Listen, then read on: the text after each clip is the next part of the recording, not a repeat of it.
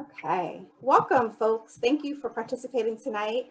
It's great to see some return faces, great to see some new folks. I hope that however you found out about the class, I'm happy that you all decided to come through tonight. So welcome everyone. I'm Afia with WorkWell NYC. WorkWell NYC is hosting this virtual cooking demonstration tonight. WorkWell NYC is New York City's employee wellness initiative, and we are here to support employees in the office, out of the office, as it pertains to moving you towards a continuum of wellness. We understand that wellness exists in lots of categories. We have programming in the area of physical activity, mental health and resilience, taking care through preventative care, and also eating well. So this program is brought to you connected with our Eat Well initiative. And that's the intro from WorkWell NYC. I wanted to bring your attention to a number of programming opportunities that are happening in March. March is when we celebrate National Nutrition Month. So this is a month of eating well.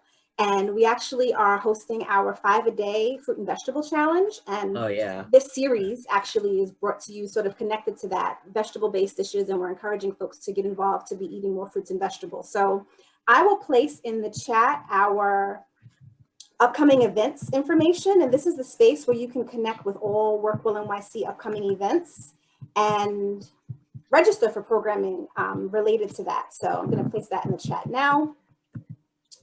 And if you wish to participate in WorkWell NYC, any of the WorkWell NYC programming, this is the place to connect with, current happenings.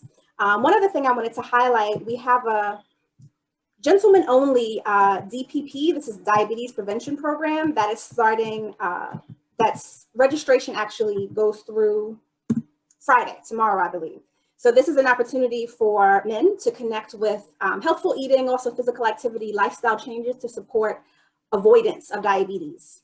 So this is another program that we definitely encourage you to check out. If you're not a man and you want to pass on the word, if you know someone who might be a good fit, and then also the 5-a-day Your Way challenge, you can find out more about that in the upcoming events page. And there's one more part of the 5-a-day Your Way challenge that I want to also invite folks to participate in. We have a Padlet page. It's actually just a community about healthy eating. And because we're online with folks who are already interested in healthy eating, I figure this would be a great audience to pass on that information as well. So I'm putting that in the chat, and it's just a place that there's prompts and recipes and tips and tools about eating more fruits and vegetables. So I wanted to offer you that. And with that, I will pass it on to Fiona. Hi, everybody. Welcome, welcome. As I mentioned earlier, it's so great to have you all here with us this evening. Karen and I have been doing these sessions for WorkWell, gosh, for several months now. And so we've made some friends and family. And so we're always so excited to see you come back and then to meet new folks.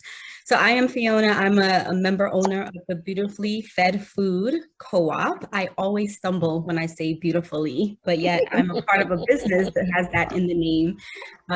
So I am really excited to be here. I am all about wellness. I call myself a wellness advocate. I'm a fitness instructor. I am a community chef. I lead a caregiver support group because I really feel that we must really take a holistic approach to our wellness, where we're focusing on what we're putting in our bodies, we're moving our bodies, we're taking care of our mental, our emotional, and our spiritual health. And so I am always so glad to have the opportunity to come and to encourage others to join me on the journey of wellness, because it really is a journey for all of us. So I will turn it over to Karen so that she can tell you a little bit about herself. Awesome. Thank you so much, Fiona. And I love that you are always so open and sharing all the things that you're up to so that we get the full picture of who you are and how we can connect and support you. It's amazing. So Fiona is just one of 7 other women, right? 6 other women that we work with. We're a collective of 8 women of color all doing this work. And WorkWell was actually one of our first client to allow us to do this work virtually. Normally, we started our business in March, right before COVID hit. We came together and launched this, and we plan to be in person. So our goal to eliminate health disparities through food, one bite at a time, became a virtual undertaking. And we thank WorkWell so much for trusting us and letting us practice with their people. And we love it. It's so amazing. So I'm Karen. I live in Brooklyn, New York. I'm from the Bronx. I live in Brooklyn, New York, and right now, you should know that. And right now, I'm in Palm Bay, Florida, visiting my dad, who I was worried about. So I came to check in on him, and I've been here since Christmas and haven't left yet, in part because of the weather, but in part because I want to spend some time. And as for me, what I'm up to when I'm not teaching plant-based cooking and trying to like recreate the recipes that I saw my mom making when I was growing up, I also teach. I have a program called Wild Dreams Manifest. I'm also about wellness and all the ways we feed ourselves and encouraging women, especially women of color, to dream bigger and to go after their wild dreams. So I have a program called Wild Dreams Manifest, and it's a 6-week course where women, primarily women of color, are supported in thinking about what their wild dream is and really manifesting it, like getting to work on it and making space and time because they deserve it. And we deserve to live our best lives now, our wildest dreams. So that's what I'm doing when I'm not doing this. And yeah, I'm ready to cook with y'all. We're gonna be making a picadillo. Who here knows what picadillo is? It's a Cuban dish. Brooklyn. Hey, Tracy. I asked where people Where people are from, because I yeah. had to unite with all my Brooklynites, you know. So Yeah, we need to know. We need to know. It's important. All this is important stuff. So yeah, who knows what picadillo is? Alexis does. Alexis You does. love it, Alexis. If you want to Yay. unmute yourself and share, Yeah, that would be amazing. Tell us Yes. about it. And I'm really happy. It's a turkey recipe, correct?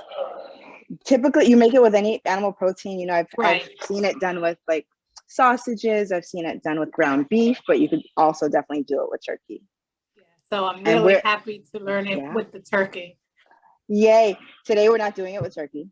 Today, we're doing it with sweet potatoes. I hope my dad still eats it. He probably won't, which is why I have ground beef on the side. just in case. Just in case. Because you got to satisfy the carnivores amongst us. And I'll probably eat a little bit of it too. You should know, the thing about beautifully fed food, we lift up the importance of plant-based eating, but out of the 8 of us, only 1 of us is vegan. The rest of us are not even vegetarian. Like, we eat meat, we just don't eat it every day for breakfast, lunch, and dinner. And and that's what we encourage folks to do. Like, eat what makes sense to you, and listen to your body and what it craves, what it wants, what it needs. My body likes meat. It's satisfied with it, just not every day for breakfast, lunch, and dinner. Right. So we're making this picadillo, which is a Spanish dish. You know, my dad is from Cuba, and I grew up with him making it with ground beef and stewed tomatoes and lots of flavors, cumin, cilantro, all the things. And when I started, trying to see ways that I could let meat like be on the side of my plate and not the star, I started playing around with dishes like this. And so I'm putting sweet potatoes in it, and I've done it before, and it's really good. And it occurred to me today that it would be, if for folks who want like the meaty texture flavor, you could add mushrooms to it, or something else. And we're gonna get started. You ready? Who else is cooking with me? Awesome. Yeah. Shout it out in the chat. So by the way, I am here as the sous chef. So I'm going to be helping you walk through the recipe. I'll be handling the chat. I'll be answering any questions you have. And then I'll be leading a couple sessions as well later on in the series. So yeah, she will. Fun times. We're excited. So I'm getting my olive oil. I'm putting it in my pan. And we're going to have a couple different cameras. So I am going to spotlight Karen as well as her cutting board and her cast iron skillet there. Yeah, you can see all of them. Dana's cooking, nice. Yay. Mona's cooking. Oh, awesome. Leslie, are you cooking as well? Great. All right, so folks who are cooking, what you want to do first is get your olive oil hot. And we want it to get to a point where you feel the heat, but you don't want it smoking, because once olive oil starts smoking, it's releasing toxins because it's reached past its smoking point, and then it starts to denature and becomes bad for you. So if you ever find that you have a pot unattended and you come back and you see the oil is smoking, just go ahead and pour that out and start fresh, just to be, extra cautious, extra safe. So, and only saute with olive oil. Don't try to fry with it because you have to turn the heat up too high, or roast it. Anything above 375 isn't a good idea. So I've got my olive oil in the pan. It's getting hot. I started cutting up you want to dice some onions, which is my camera here. You want to dice some onions, can you see? Yep. Dice some onions like this. green peppers like this. I'm actually going to show you. We're going to dice some a green pepper together, mince your garlic. So let's start with the pepper. So there's a pepper. I want to point back this way. Perfect. You can see me, yeah. Yay. Look at this camera swivel thing. I'm so proud of us. All right. I'm taking off the head, the top of my pepper, and then I'm putting it down like this because whenever you're cutting, you want to create a flat surface for yourself so that nothing is rolling away from you, and that's how you keep things safe. And then what we do is we cut the sides, and this is a cool way I learned to cut the pepper without having to get the seeds involved. If you are trying to avoid these peppers, this is a bell pepper. It's not very spicy. I'm somebody who likes spice, so it's not about that. But it just makes a mess, on your cutting board in your kitchen. But look, cutting it like this, the whole thing is intact, and you don't have a bunch of seeds flying everywhere. Super easy.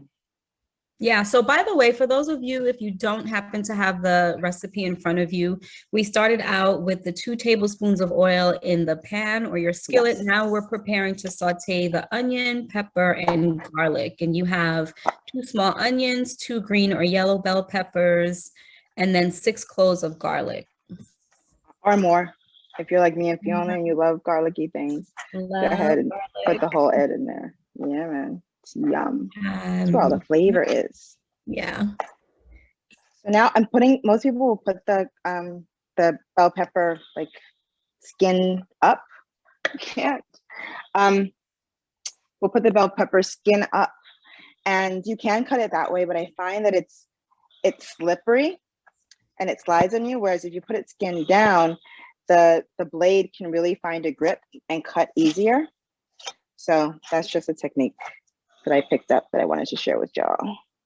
So yeah, our classes are as much about, introducing different flavors to you and showing you how fun it is to cook in the kitchen, especially when you're cooking community with people, whether it's in real life or virtually like this, as it is about building on different techniques to make it easier on ourselves to cook. Because when it feels easy, we're more likely to do it, right?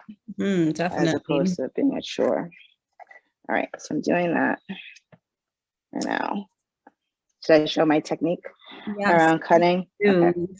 So what I do is with the knife, we use what's called a chef's knife, and you want to pinch the blade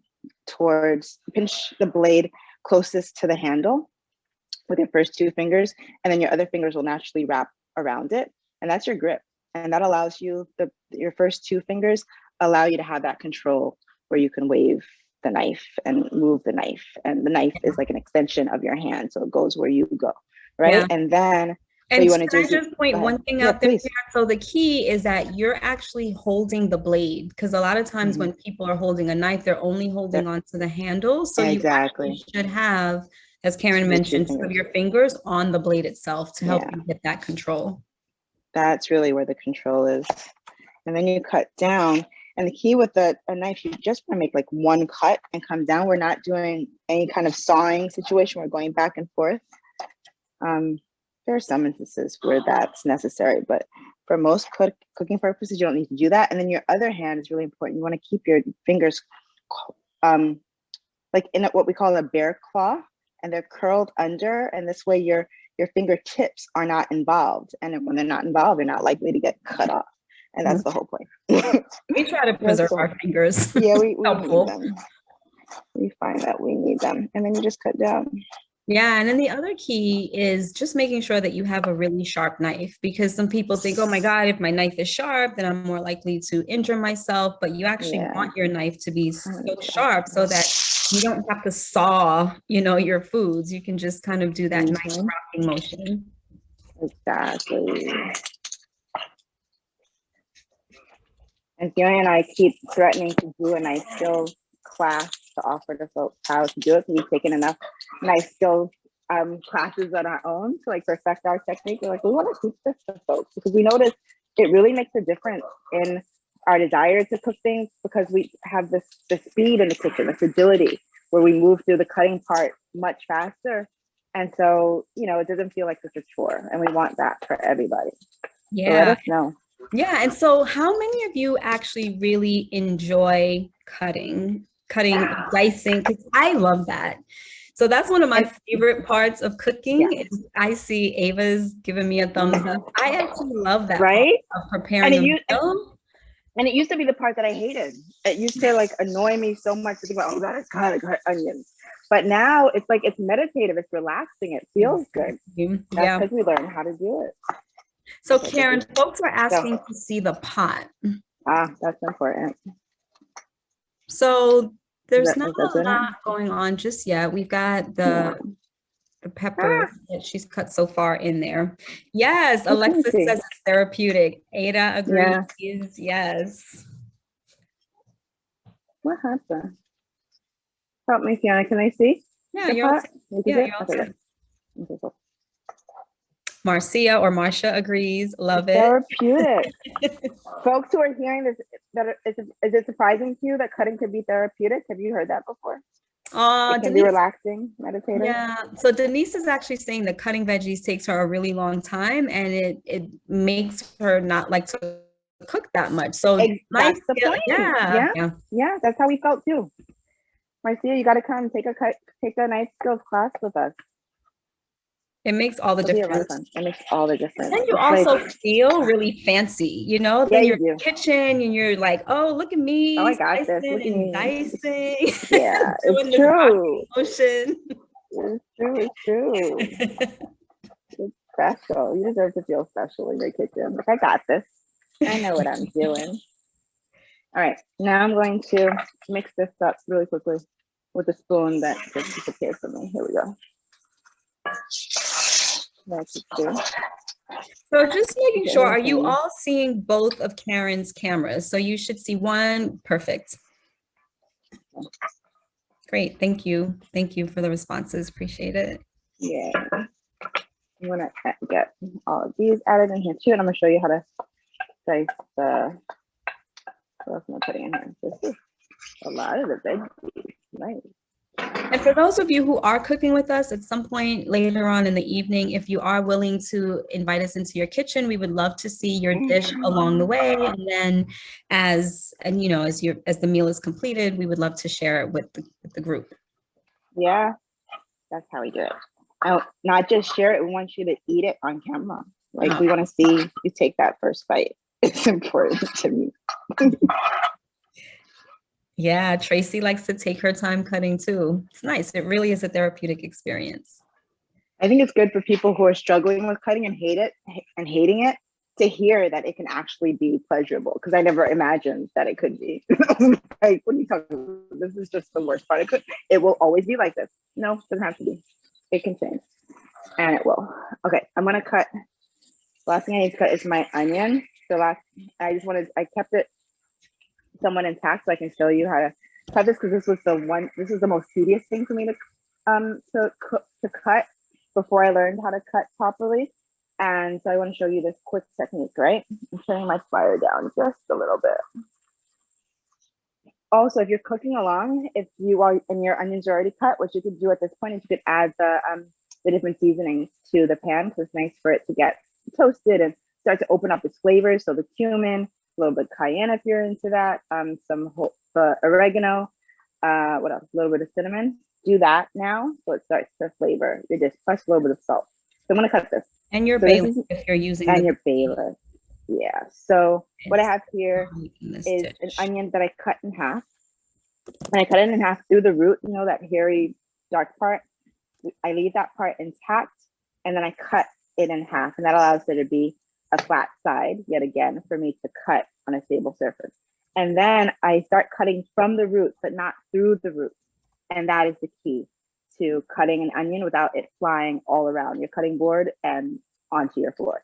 So this is what we do. I take my bear claw to hold it, and then I'm cutting along like vertical slits, kind of following, not really following, but if you wanted to, you could follow the lines, the natural lines that are on an onion, but you can get a little obsessive with that. So at least I can. So I'm not doing that. I'm just gonna start at the root and come down, being careful not to cut through the root. And I might need to turn myself to get here. And then you just make as many vertical cuts as you can. And this is a kind of a small onion. if it were bigger, I could make like 2 cuts horizontally, but I'm only going to make 1 cut. So I've got my vertical cuts. This is how you know that you've not cut through the root.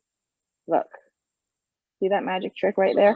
The onion is cut, but it's not falling apart because it's connected by the root. And so now what you do is you keep it all together. You put your hand on top and you take your knife, and we're going to make a horizontal slice towards the back of it, again, without cutting through the root.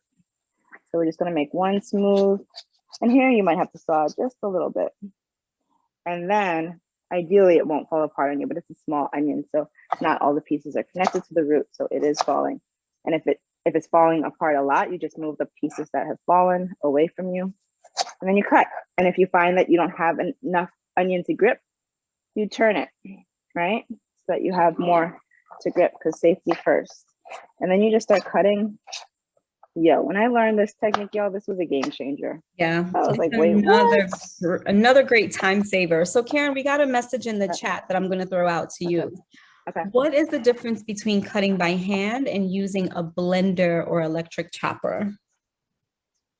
Nothing. Time saving. If you have that and you want to do it, it's cool. You don't get the meditative experience unless you like to listen to the whirring of the blades and the food processor. I live in a tiny home in Brooklyn. We don't have a lot of counter space and whatnot, and I can't do clutter, so I don't have a lot of things out. So I'm not one for appliances if I don't need to. So my appliance is my life. I don't happen to have food processor, but there are times when I'm doing a lot of cooking, I'm like, oh, that would be so helpful right now. So yeah, if it saves you time and you're more likely to cook because you've got a machine that's doing all the prep work for you, by all means, no judgment, do it. Yeah, absolutely. And along those lines, Alexis mentioned, for those who don't like to cut, you can just use frozen peppers and onions that are already cut up. Exactly, that too. Although I'd love to hear from the person who uses the frozen onions and peppers, because I find I would buy them because I thought that would be time saving too. They're really, because it's frozen, once you defrost it, it's soggy and it doesn't have the same texture as when you buy, when you're using something fresh, obviously. So I imagine you've got to be really particular about what you use the frozen peppers and onions in. So I'm curious, is that Alexis was mentioning it? Who does that? And what do you use it in? Yeah, that was Alexis. I could see you using that in maybe sautés or something, but yeah, like but yeah, you can also just get you can also get them fresh, right? So you can get the garlic that's cut, that's fresh, and the peppers that are fresh. But yeah, let's hear from you, Alexis. What are some of the things you use your frozen peppers and onions for? You hear me? I think I'm having an issue with my sound. Yeah, we hear you. We can hear you. Oh, okay. So I usually run them under water to defrost, and then I wipe them down with paper hand towels. So I usually do that early on. Cool. When I start the prep. So you pat them down to absorb some of the water. To grab the moisture, yeah. That's smart. That's key. Yeah, I never did that. I could see how that would change things. Cool. Thank you for that. You see how we learn from one another? Mm-hmm. Yeah. Oh, and that was something that I wanted to mention earlier. This is definitely about sharing information. Yeah. We're here to help facilitate a conversation because we know that lots of you are already cooking and you have tips and techniques. So please do share them along the way this evening. Please do. We learn from each other. Where's my thing? I don't know. Okay, so any questions about the recipe? Those of you who are cooking, you following along? Are you good? Ava, Mona, others who mentioned that you're cooking. Let's see, who else is cooking? I think Leslyn, did you say you're cooking? Does anybody have any questions about the recipe? Like, is there anything in this dish that you're like, why would you put that in there? What is she doing? What are you talking about? We want to hear that too. My question is about the onion, the last part of the onion. Okay. I sliced it like I cut it in half and I slice it like an apple. And then what? You cut it in half, so you cut it through the root, right? And then I'm gonna get a prop. So you cut it through the root, and then I gotta actually do it. Can you move over on your board there, Karen? Yeah. Okay. So you cut it through the root, and then you lay it down. Then you take off the skin, and you lay it down flat side down, right? And then you start cutting from the tip, from the root down, and you're gonna make vertical slits all the way around it after you've taken the skin off, okay? And then after that, after you've made the vertical slits, and then you could hold the onion and it's waving at you and it hasn't fallen apart, then you lay it back down, you know, with the flat side down, and then carefully you take your knife and you make a horizontal cut through. And, you know, do what feels good. If you don't feel steady, if it feels like it's slipping away from you, stop, just stop. So back through the root? Back through, towards the root, not through it. You don't want to cut through the root. The whole point of this is not to cut the root. So you go back just a little bit, just far enough back, so that it's still intact. And then once you've made the vertical slits and the horizontal slice, then you come down and you make a dice, and you're just cutting it like that. Okay, thank you so much. So I have a question. I think Mona, you're asking about the replacement. Is that the replacement for the red wine or red vinegar? Yes. So Karen, what other replacements would you recommend? I think in the recipe we said alternatives could be red wine, or lemon juice or lemons. What do you happen to have? What do you have, dear? What's your name? What do I have? I think I have lemon juice. Yay, Mona? Yes. Mona has lemon juice. Hi, Mona. Hi. Any acid will do, but lemon juice will fit in here. Huh? Try that. But what you want is an acid to kind of bring out the flavors. So lemon juice, apple cider vinegar could also work. Okay, apple cider vinegar. Apple cider vinegar. Thank you. Oh my gosh, y'all. This is smelling so good already. I need to add, so what I've done already, I've got they're sauteed, they're softening up, the onions and garlic and the onions smelling amazingly. And I've got all my spices are in here, my cayenne, my oregano, my cumin. I need to add some salt. What's not in here is my bay leaf because it didn't arrive. It didn't arrive. I have to, from where I live, where I'm with my dad, I don't drive. I can drive, but I don't drive. It's a different conversation. And I order food. I order deliveries and from Instacart. And sometimes the shoppers know exactly what I'm talking about and they get me my things. And other times they bring me the wrong things or they don't bring me my things at all. So I'm missing bay leaf, and it's fine. It's fine. But if you have it, please use yours. Tell me how it tastes. This will be okay without it. Alexis is asking about vegetable broth, if that would work in place of the red wine or red wine vinegar. I have a thought. What do you say, Karen?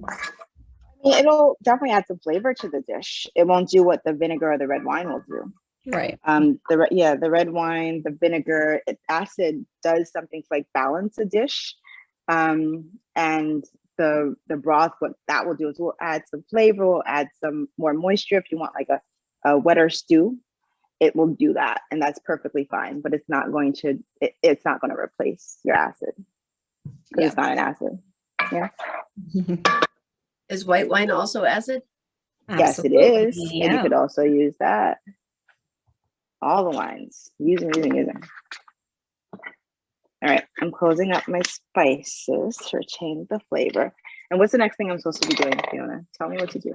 Yep, so we are now going to add the beans. Stir to combine to make sure all the beans get covered with the spices. Taste and adjust the flavor as needed. So we're using chickpeas and black beans. Yeah, so I've got my black beans here. I rinse them.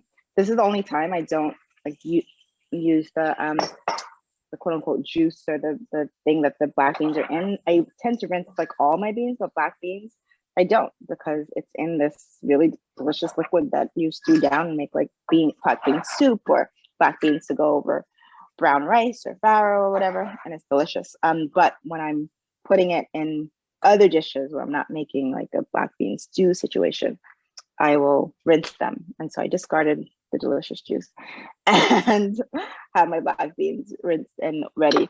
And now I've got my garbanzo beans. I'm using canned beans.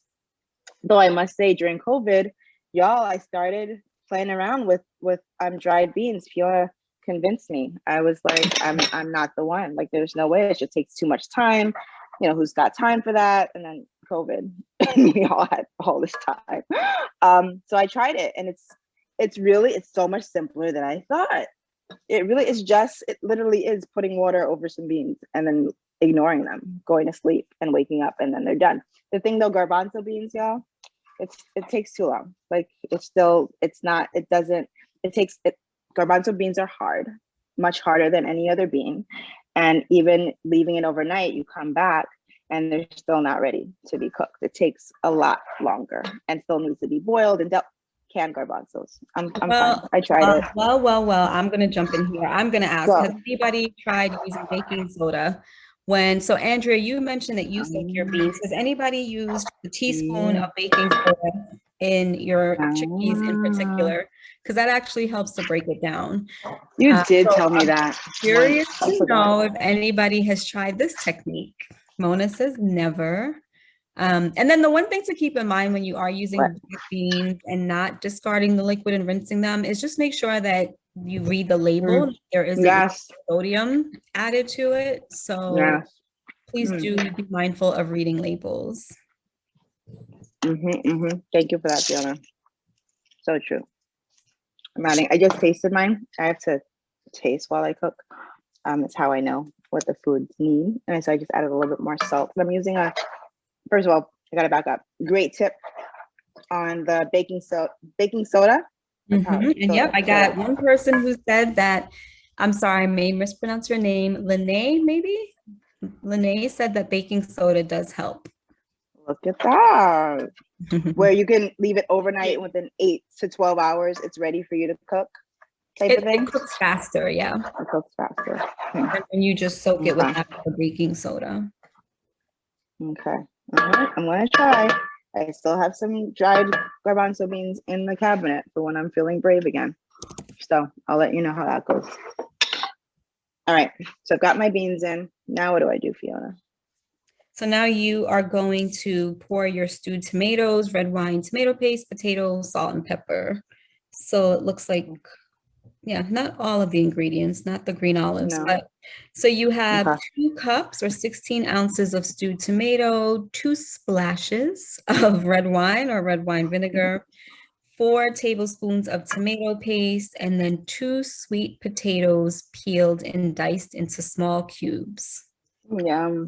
I actually have my sweet potatoes in the oven right now because I wanted to get them soft enough so that they don't require that much cooking, so that I could eat right away and be done with this. So that's a trick if any of you want to try. There was a question about the garlic. Sorry about that. So if somebody has garlic that's already minced, how many teaspoons? It's in the recipe. What did we say? We said so 6 cloves. 6 cloves. How many of that? I think about 3 cloves is 1 teaspoon. So I think it's 2 teaspoons. The minced garlic. Do 2 teaspoons of that. That should do it for you. Sorry about that, Shana. Yeah, that's helpful. Good questions, y'all. How's everybody else doing who's cooking along? Can we see? Can we come into your kitchens and see how you're doing? I'm going to grab my sweet potatoes from the oven. What kind of sweet potato are you using, Karen? This is one of my favorite. There's so many different sweet potatoes. There are. I'm using the ones we roast for Thanksgiving, the yams. This. Can you see here? I'm gonna move this around. Okay. So, and the other beautiful thing about roasting it, it makes the peeling of it so much easier. I hate peeling things. Now that's my least favorite thing to do in the kitchen. The cutting I don't mind, but the peeling. So Mona is asking how you all have so much juice. Ava, Mona, did you add your stewed tomatoes yet? Because that should add some juice. That's exactly where the juice comes from. I add the stewed tomatoes. Yep. And the juice in the stewed tomatoes. Like all that to go in there. The recipe says strain it. But the recipe says if you're using oh shoot, it sure does. You got vegetable broth? I did not. That's really interesting, Karen. Why would you do that? Yeah, don't drain it. Use the juice from that. And if you already drained it, don't worry about it. Add in some vegetable broth if you have it, some chicken broth, water, or a little bit more. Yeah, I did. I put some water in there because I feel like the potatoes are going to be hard. And what you do is you put water in the can, the same can that you drained. Put water in there so you get some juice from that and put it back in there. I'm sorry, babe. We need to change that recipe. My bad. Yes.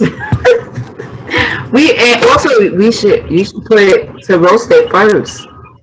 You don't have to roast it first. Like if you have time to like cook it for 20 minutes and so forth.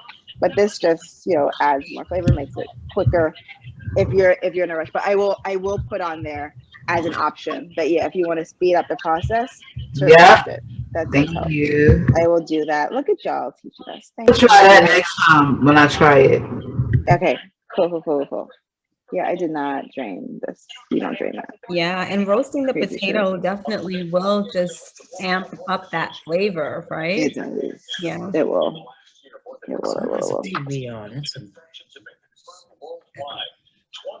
So Karen did cook her yam. She roasted it. Karen, how long did you roast those 2 sweet potatoes? For about 25 minutes.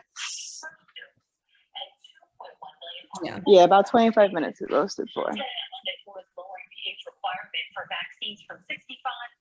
So I know folks are calling this the Korean potato. I know it as a Japanese sweet potato. Is there a different one that's also a Korean potato? Because that may be one that I don't know yet. Yeah, and can you show it to us? The folks who have the Korean potato, I want to see.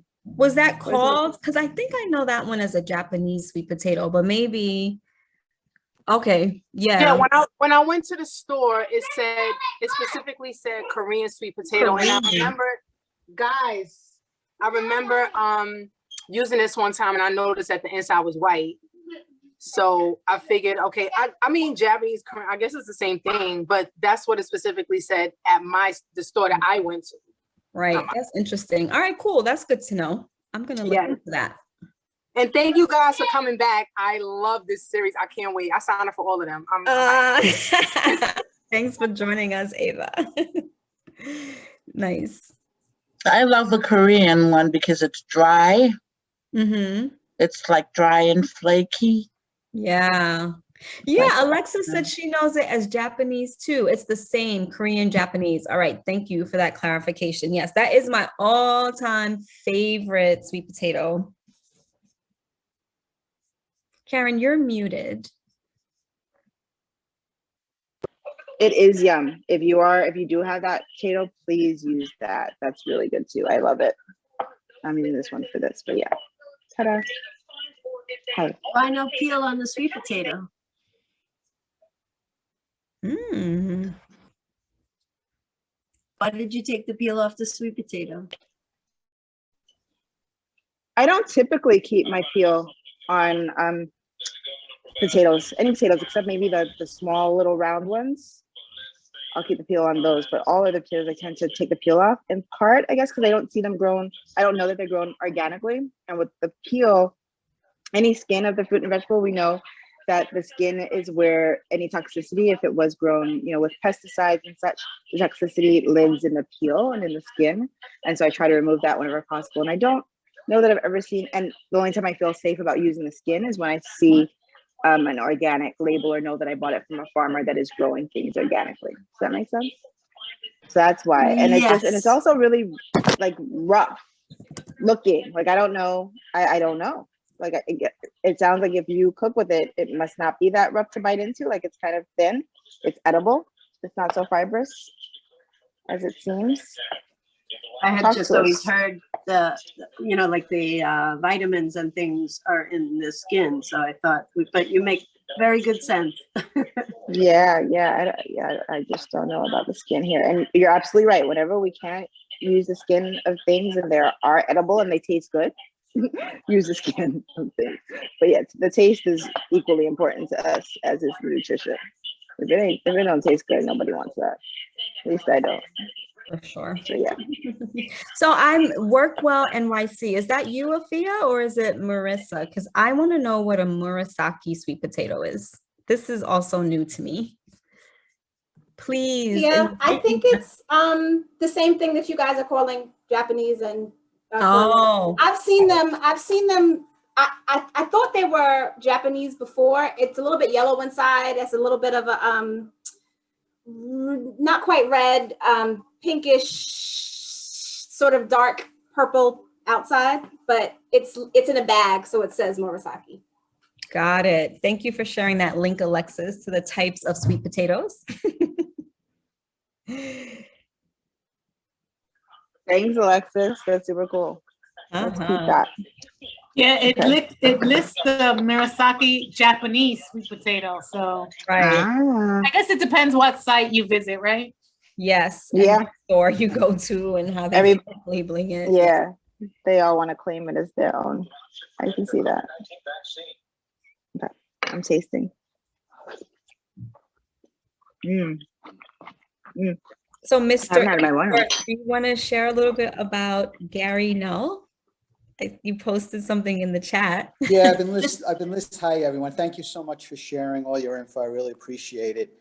I struggle in the kitchen, so if I can even pick up one little tip, it'll be very helpful. But Gary's been around for a long time. A lot of people call him a hoax, but he goes with science, and he's a genius.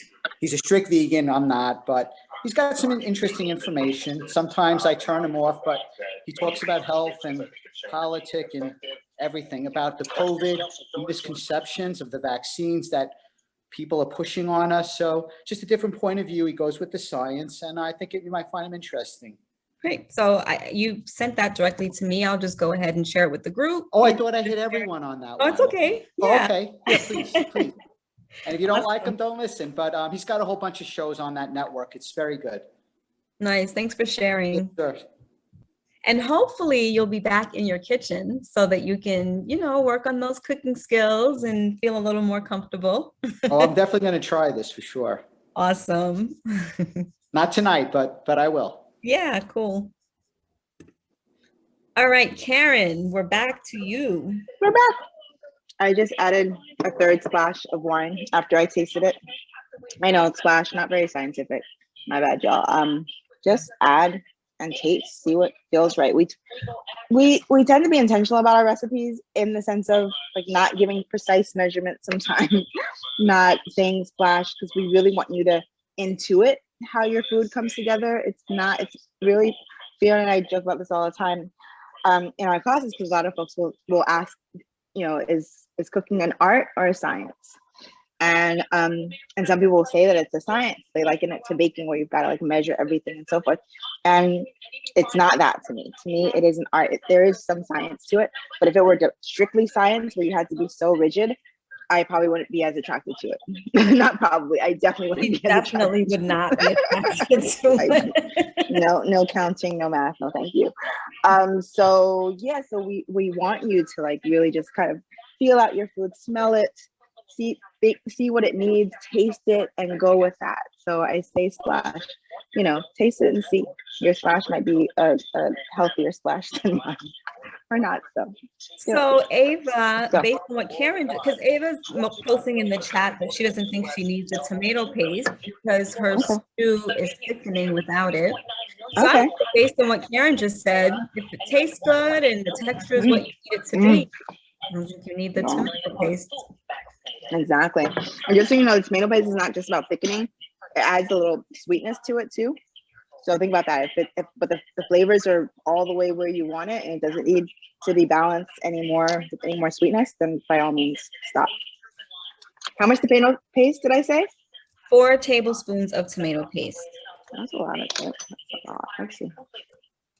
4 tablespoons. I'm gonna do quarter cup. So it's quite a lot. Yeah, I just tasted mine, and I like the flavor that it is right now too. But it could use a little more sweetness. So I'm gonna do 2 tablespoons and then taste it and see if I need to do more. How about others who are cooking? Have you tasted it? What do you think of the flavor? How's it coming along? Mona, you're in your kitchen. How's it going? Girl, I should have been a little easy on that cayenne. It's hot. Well, there's always way to balance, right, Karen? How do you think she should Yes. balance that? Yes, there's always ways to balance those already. Add to balance whenever anything is too spicy or even too salty. What you could do to balance it out is add more ingredients. So what do you have more of? Do you have any more onion? Do you have any more pepper? That'll do it. The beans will do it. Add more beans to your pot. Right. You might put it in a bigger pot. That will, yeah. I should have warned y'all. I lean towards spicy. So if you see, I say a lot of spice, you might want to hem back a little bit. And I'll also be more mindful if you followed my ingredients to the letter. Cayenne is quite a lot. Is it? If you're not into spice. Is it? So another question, how do you all roast your potatoes? So one way is to wrap it in foil and put it in the oven. I don't even use foil when I'm roasting. How about others? Karen, did you wrap yours in foil? I lined my baking sheet with foil, and then I put a little bit of avocado oil over top and massaged it into the skin, and I poked a fork to make holes in it, and then I popped it in without covering it. Like, I don't want it, because to me, and just to me, what science is, when you cover it in foil, you're actually steaming the thing. But if you want to roast it and like caramelize it, you want to leave it uncovered and have the heat actually touch it directly, versus when you cover it, then the heat is indirect. That means it's broil, right? It's on broil. Yeah. Oh, It's okay. on broil or just like really high. Anything above, I think 375 and higher could be roasting. Okay, thank you very much. You're very welcome. Thanks for asking. So Nice Karen, to have a man's voice and presence in the classes. We haven't had a man around in a minute. Thank you for coming. Hello. So Karen, No. is that your dad's radio that we're hearing? Yes. Okay. It is. It's loud. Okay, let me talk. Let me go on mute and see what I can do. I'll be back. Yeah, so Karen is actually balancing caregiving and delivering this class this evening. So thank you all so much for understanding everything that we juggle in life. So H. Worth, may I know your first name if you don't mind, or I can call you Worth if you prefer. Oh, my name is Howard, but H is like my nickname. So Okay, all right, then I'll call you H. right. H, you posted a question in the chat. Would you mind just kind of sharing it out loud while I post Yes, the recipe? sometimes, especially for newbies, I'm always a newbie with everything because you're always learning no matter what stage you're at, whether it's music or, but when I see like a long list of ingredients, I get like overwhelmed, and that's just my nature. Sometimes for me, it's personal. I'd rather make something with 3 or 4 things I can make in 10 minutes than taking an hour to you know what I mean? We're busy. Yeah. And that it's hard, you know? Yeah, it definitely is. How do others handle that? You know, if you're a new person in the kitchen and you don't want to get intimidated, like what are some of the recipes that you make that are easy and not overwhelming if you're a newbie in the kitchen? Yeah, let's hear from you. Let's give H some ideas. Well, sometimes I'll just mix like rice and beans with a vegetable in there and put it in the pot. It's very simple. I'll put a little garlic, but not like 30 things, you know? Right. That's all I manage somehow. No one cooks for me, so I manage. So I'll give you a secret, H. I always say that Karen's recipes are very fancy and mine are so simple because I am all about not having too much to clean up. Right. Not having too much. Exactly. So, Yeah.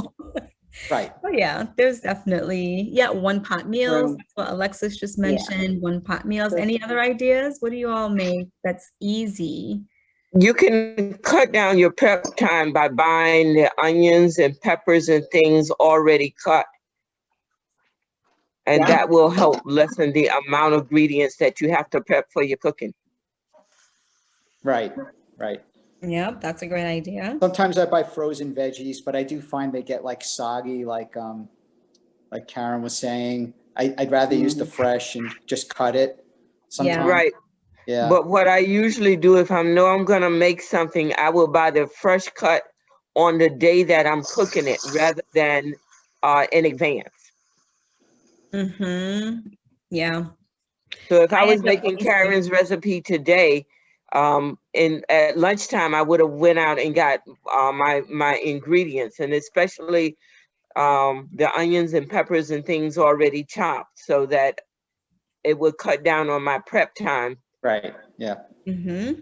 Thank you. Someone mentioned making a coconut salmon, and it's just baked salmon with coconut milk. Sounds fancy, but yet simple and delicious. There you go.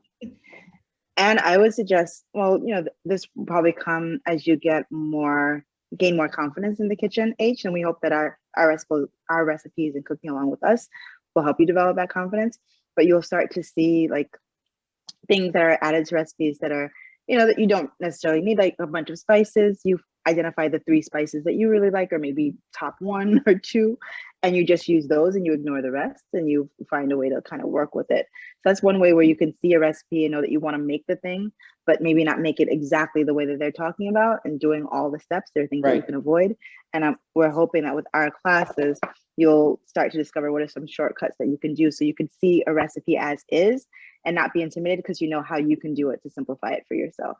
Right. So use it to be inspired, right? And Yeah, not really, yeah. you've got to A do lot it of that way. improvising, sure. For sure. Exactly. And as much as I tease Karen about her recipes being fancy, like this one is actually a 1-pot meal, you know, like everything's thrown right in there. And someone mentioned, you know, make enough for 2 days. This is definitely one of those recipes where you can have for a couple days. And then you can switch it up, you know, tomorrow, maybe if you are a meat eater, add a good quality chicken in there, or you know, salmon or whatever it is. You can switch it up over the days. Put a little rice. That's what Mona said. Yeah. Totally. Well, the beans could be trouble for some people, if you know what I mean, without getting you know what I'm saying? Especially when you get older. We know. I know they're good for you, but we know what you're saying. Good. Take some probiotics, right, before you eat this meal. There you go. Ooh, have it with yogurt. You just gave me an idea. This could be really great with Greek yogurt. I started using yogurt like as a replacement for sour cream. So instead of using sour cream in a dish, I'll use yogurt, the Greek one, because it's really thick, and maybe season it with some cumin, some salt, maybe some herbs, and it's really delicious. And you know, helps you with the bean situation. Do you like cumin, H? Do you like that seasoning, cumin? Yeah, I like it all. Sure. Yeah, that's I like all. I love all the herbs. I tend to get the dried stuff. I love garlic, and it's very healthy. Garlic is so good for you. It's good for your intestine, and it kills bacteria, viruses. Garlic is fan, and onions, both of them are really good for you. Use a lot of it. Yeah. Yeah. Because I love adding cumin to different dishes. Just makes and turmeric is good. That's very healthy for your body. The turmeric and the curcumin in it. Oh yeah. Very healing. Yep. You're speaking our language, H. You know. Yeah. Very cool. And in the mornings, I'll just sometimes make like veggie drinks. I'll put like spinach in with an apple, walnuts. That was my breakfast. It cleans the colon out. Yeah. Is it tasty though? The taste isn't that great, but I put an apple in there, and that like sweetens it a little bit. And I put the vegetable extracts and fruit powders in there to really spike it up. It's important, you know, because you don't want to get sick, right?